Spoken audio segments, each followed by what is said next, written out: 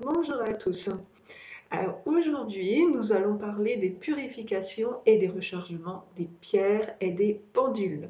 Alors, le but de la vidéo n'est pas du tout de vous préciser quel type de purification et de rechargement par pierre, parce que très franchement, je ne m'y connais pas du tout assez en lithothérapie. Donc ça, je vous laisse voir avec le magasin dans lequel vous achetez. Par contre, ce qu'on va voir, c'est voilà, la façon générale, les différentes façons, parce qu'il y en a tellement, de purifier et de recharger. Alors, on va commencer par la purification, que ce soit pendule ou pierre. Moi, je vais vous donner donc 3 possibilités. Ça ne veut pas dire que ce soit les 3 seules, hein, très franchement. Il y en a beaucoup sur internet, vous pouvez faire des recherches. Après, c'est à vous de choisir celle qui va le mieux vous convenir, selon votre usage. Alors la première, c'est tout simplement la purification par l'eau. Donc tout simplement laisser tremper l'objet, le pendule ou la pierre, dans l'eau pendant, on va dire, une demi-journée. La deuxième, c'est la purification donc par la lune, la pleine lune. Alors le souci ici, c'est que la pleine lune, ben là, c'est une seule fois par mois. Et encore, pour que ça marche bien, évidemment, il faut que le ciel soit dégagé. Donc ça met voilà donc une petite problématique en plus.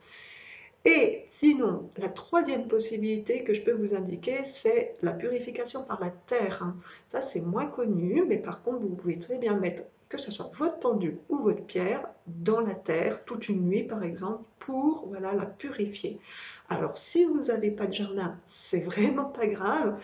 Vous prenez un pot de fleurs chez vous, si vous en avez, si vous en achetez un, et donc vous plantez directement dedans, hein, vous mettez en terre tout simplement.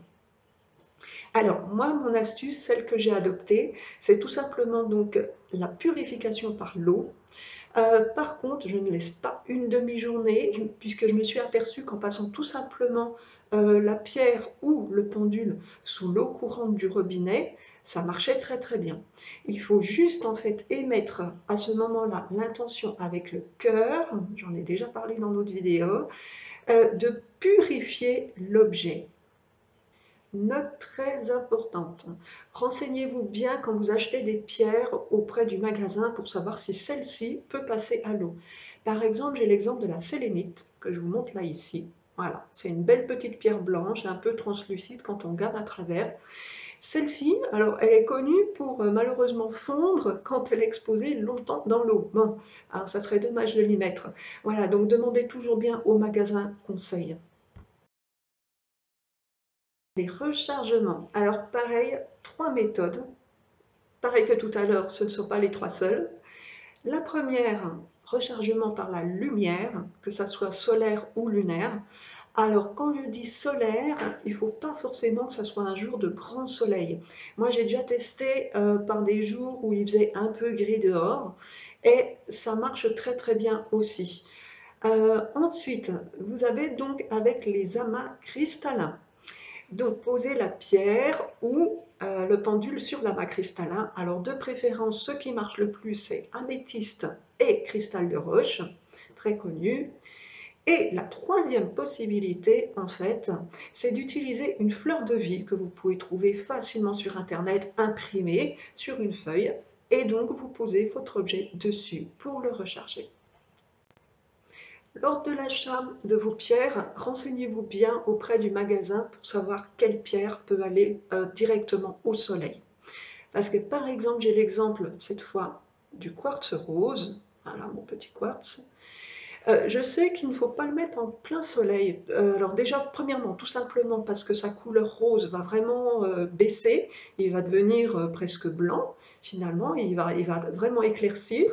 Et du coup, alors je me pose la question, je ne sais pas si en devenant beaucoup plus clair, hein, il va perdre de ses propriétés. Je n'en sais rien du tout. Donc posez la question au magasin auprès de qui vous achetez. Alors maintenant, partie importante de la vidéo, comment savoir si votre pendule ou votre pierre a bien été rechargée? Alors c'est très simple en fait, si vous avez un pendule, c'est simple, parce que vous n'avez qu'à le prendre et vous utilisez en fait un cadran des pourcentages que vous trouvez très facilement sur internet et vous allez mesurer alors le taux de purification et aussi le taux de rechargement de l'objet. Voilà, tout simplement, c'est tout bête. J'espère que ces informations vous auront apporté et je vous souhaite une très bonne journée. Au revoir.